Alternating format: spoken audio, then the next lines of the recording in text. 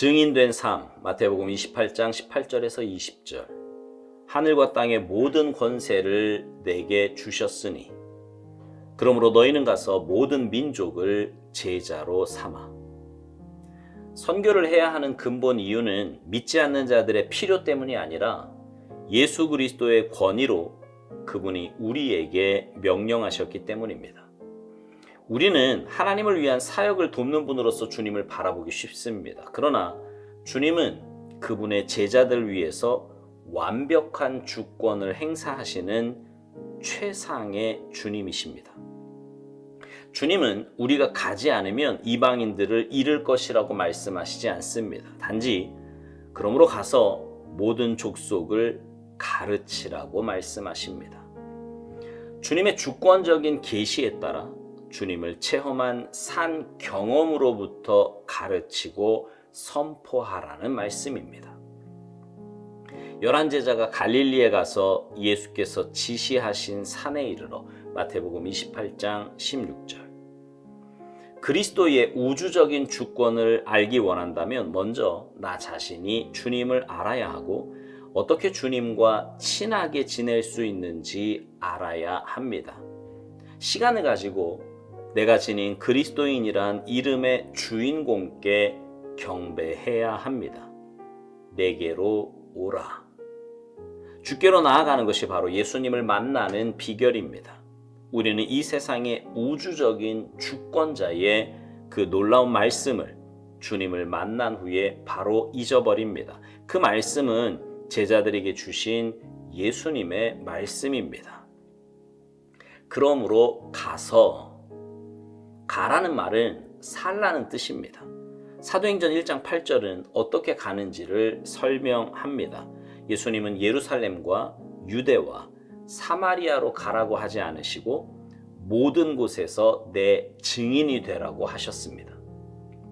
주님은 보내는 일을 친히 담당하십니다. 너희가 내 안에 거하고 내 말이 너희 안에 거하면 요한복음 15장 7절.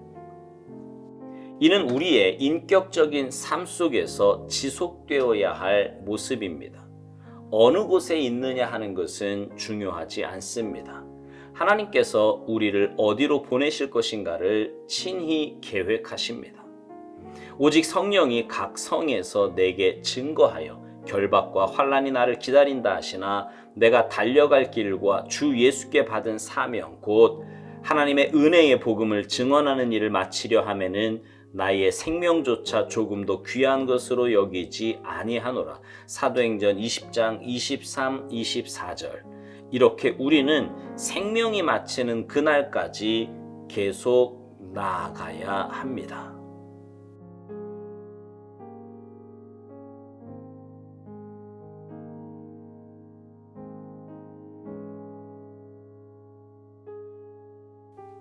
흔히 그리스도인들을 가리켜 선교사라고 말합니다. 파송받아 직접 선교 현장으로 나가는 선교사도 있고요.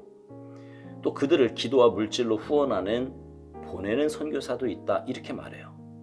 또 우리가 처한 삶의 현장이 바로 선교 현장이고 그곳에서 주님을 알지 못하는 영혼들에게 복음을 전해야 하는 사명이 우리에게 있다고도 말합니다. 맞습니다.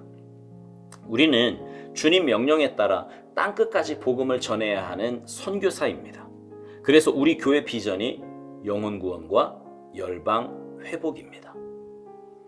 오살드 목사님은요, 우리가 선교를 하는 근본적인 이유가 주님의 명령 때문이라고 말합니다. 예수 그리스도의 권위로 그분이 우리에게 명령하셨기 때문이라고요. 그러면서 우리는 하나님을 위한 사역을 돕는 분으로서 주님을 바라보기 쉬운데 주님은 그분의 제자들 위해서 완벽한 주권을 행사하시는 최상의 주님이시라고 말합니다. 그러니까 삼위일체 가운데 한 분이신 성자 예수님은 최고의 권위와 완벽한 주권을 가지고 우리에게 영혼을 구원할 것을 명령하신다라는 말입니다.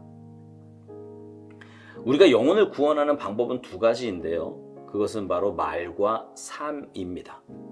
말은 우리의 입술로 복음을 전하는 것이요. 예수님이 누구신지, 인간이 어떤 존재인지, 왜 주님께서 이 땅에 오셔서 십자가를 지셨는지, 죄사함이 무엇인지 그런 거에 대해서 말로 전하는 거예요. 그리고 삶은요, 내가 만난 주님으로 인해 변화된 내 행실과 삶의 모습으로 주님을 믿는 자가 어떤 존재인지를 보여주는 겁니다.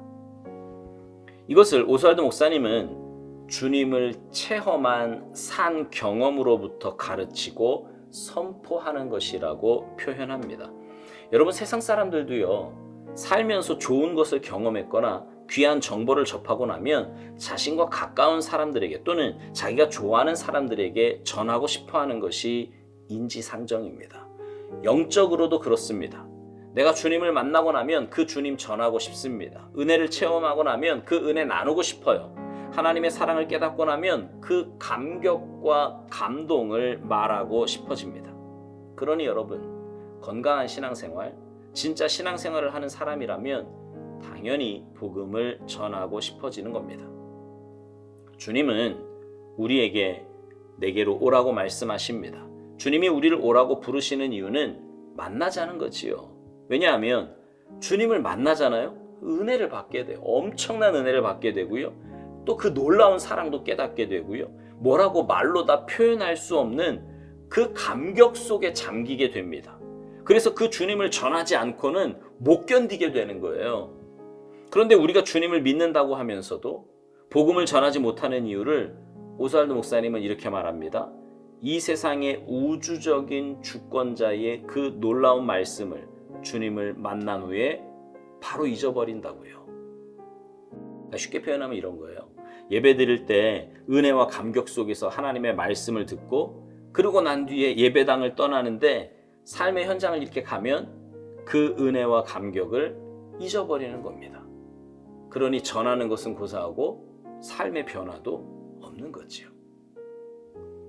오스왈드 목사님은 가라는 말을요, 살라는 뜻으로 해석합니다. 그렇죠. 삶의 현장으로 가라는 것은 그 삶의 현장에서 그리스도인답게 살라는 겁니다.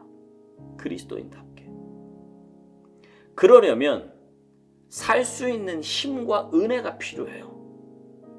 그래서 주님과의 만남이 중요하고 주님의 말씀을 깨닫는 것이 중요하고 깨달은 말씀을 마음에 깊이 새기는 것이 굉장히 중요합니다. 그럴 때 우리는 그렇게 살 수 있고 사도행전 1장 8절에 있는 말씀처럼 주님의 증인이 될 수 있는 겁니다.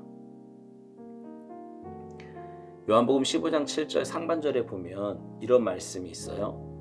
너희가 내 안에 거하고 내 말이 너희 안에 거하면.